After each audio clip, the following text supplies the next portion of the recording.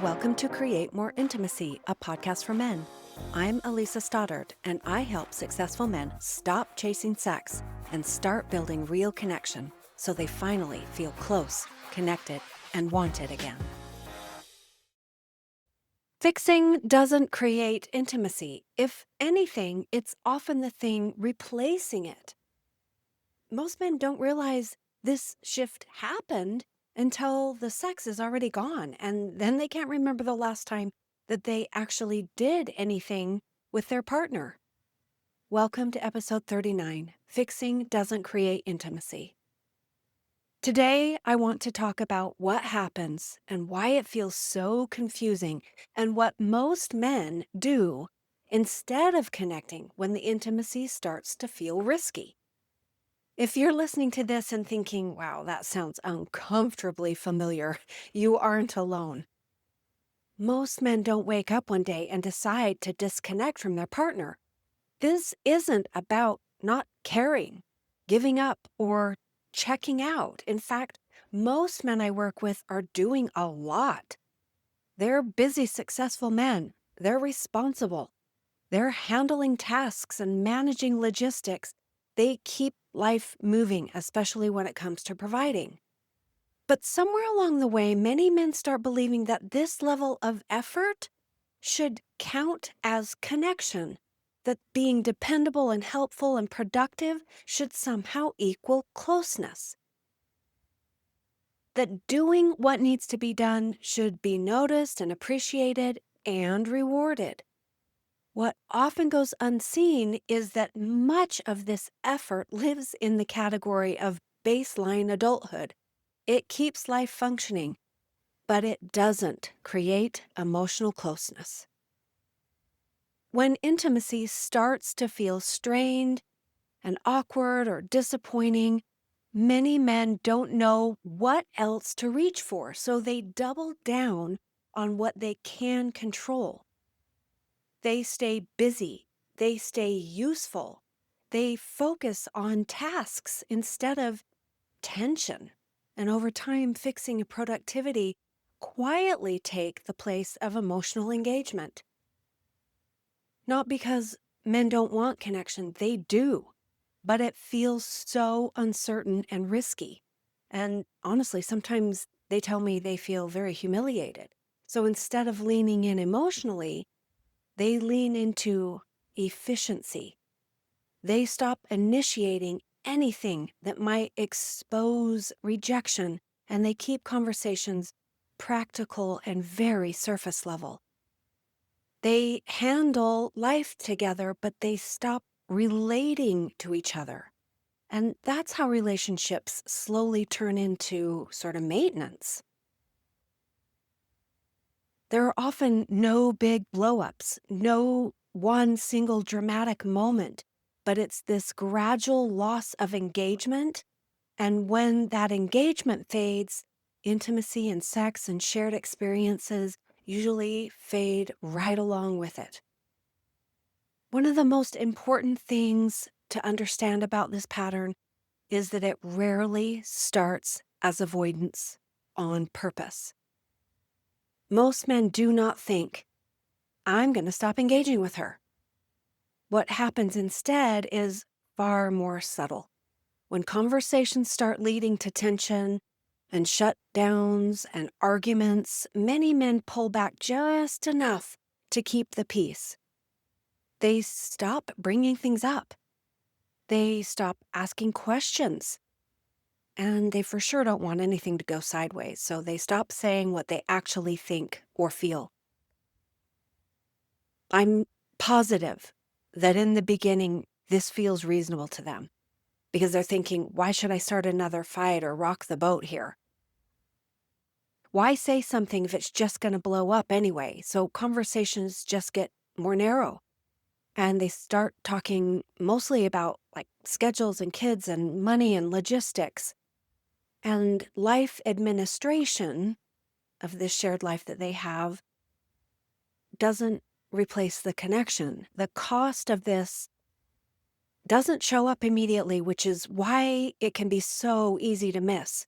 But underneath that surface calm, something else is starting to build. I know you know what it is. If you said resentment, you're right. Resentment for all the effort that feels unseen. Resentment for doing so much and feeling so little reciprocation or closeness.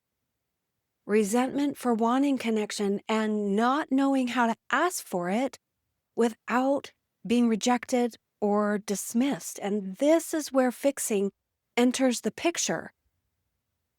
Because instead of addressing the distance directly, many men try to solve around it. They do more. They help more. They stay busy. And they quietly hope that all this effort will substitute for engagement. But avoiding real conversations doesn't make problems go away. It pushes it underground. Many of you say, yeah, I'm good at sweeping things under the rug. And when something like that goes underground, it usually comes back as resentment. This is why intimacy fades long before men realize what's happening. It fades because emotional engagement slowly gives way to avoidance, efficiency, and unspoken frustration. Once that shift takes hold, the relationship can still look functional on the outside while feeling completely empty inside. By the time the lack of sex becomes impossible to ignore, this pattern has usually been in place for years, maybe. What men notice first isn't the emotional distance itself, but its absence of sex or shared experiences. They look up one day and realize they're living alongside their partner, their roommates. They're managing life together, but they no longer move through life together. That realization matters so much. It's not a solution, but it is a signal that something so much deeper has been unfolding for a long time. This is usually the point where men say, we don't really do anything together anymore. We are really living like roommates. And they sometimes say it way too casually, like it's just an observation that they noticed and not something that has actually been building quietly for years. And often their wives have been begging for changes for years, but they haven't heard it. But I want you to know that it can be and feel like progress just to name it.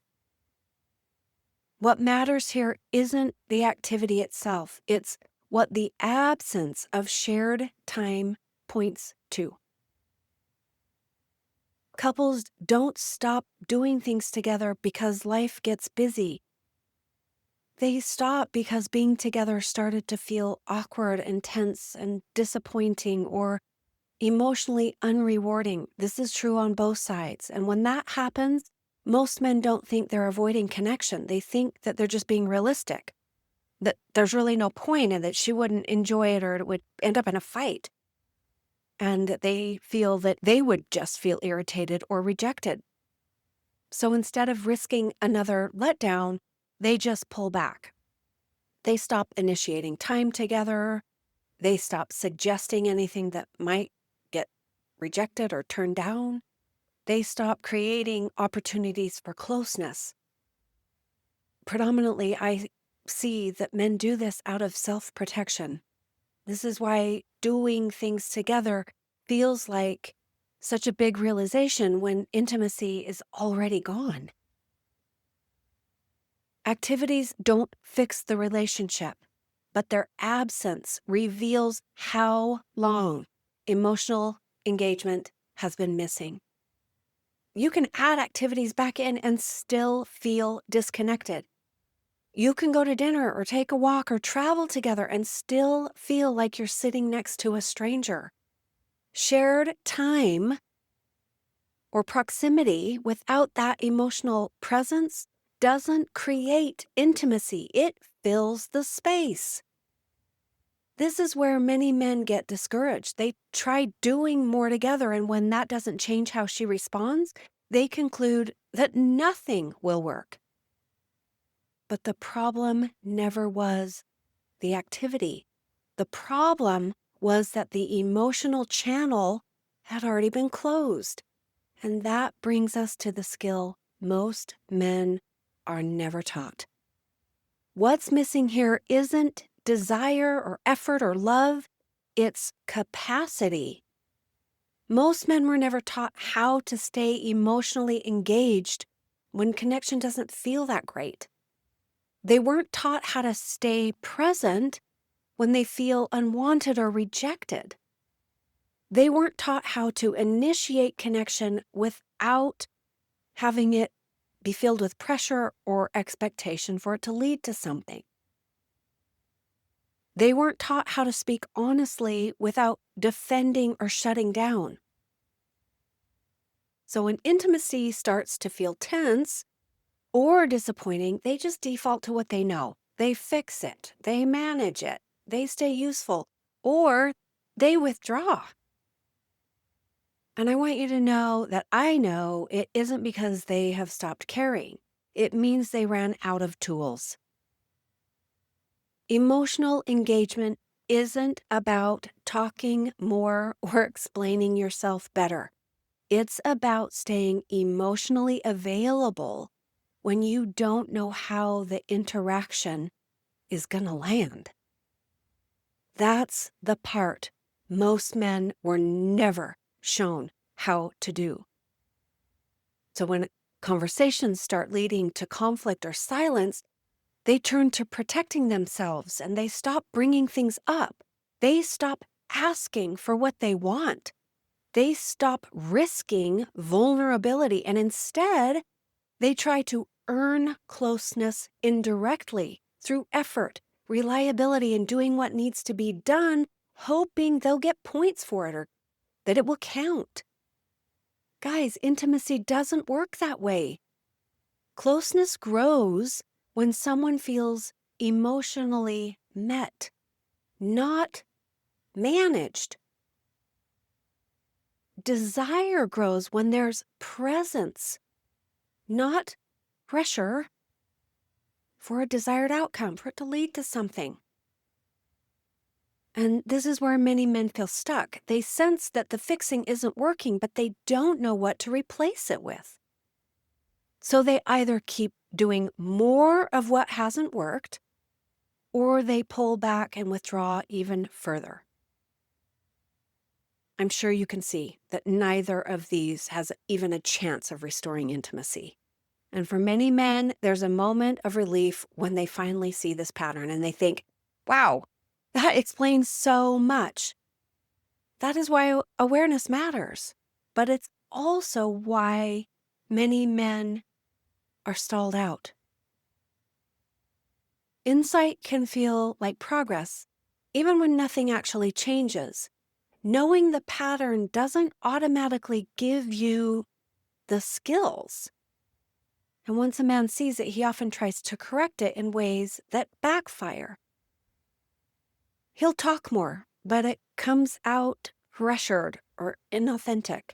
He initiates connection, but with all these unspoken expectations that she can spot a mile away. He'll open up, but only after resentment has gotten so bad and built to be such an elephant in the room. And when that doesn't go well, it reinforces his belief that connection is too risky. So he retreats again, back to fixing, back to productivity, back to distance. Emotional engagement is a practice. It's not simply a realization. And without guidance, effort just turns into pressure, and pressure pushes intimacy even further away. If you've been listening to this episode and quietly nodding along, this part matters. Do not judge yourself. We're not here to assign blame, but simply to be honest. Where have you been fixing instead of engaging? Where have you chosen this production efficiency business over being present? Where have you handled tasks instead of addressing the tension? Where have you stayed useful because that felt safer than being emotionally exposed? And where have you stopped initiating connection because you didn't want to feel rejected again? Seeing yourself honestly doesn't mean that you suddenly know what to do. I know that. It means you stop pretending that more effort or more fixing will solve something that requires a totally different way of showing up. If this episode helps you see yourself or your relationship more clearly, fantastic. And if you want help understanding what this looks like in your marriage, not in theory, but in practice, you can book a call with me. That call isn't about fixing your pattern. It's really about clarity, helping you really understand what's happening, about what's missing, and what would need to change for intimacy to come back. Because let's be honest, you don't need another to-do list. You need a different way to show up. Thanks for being here. See you next time.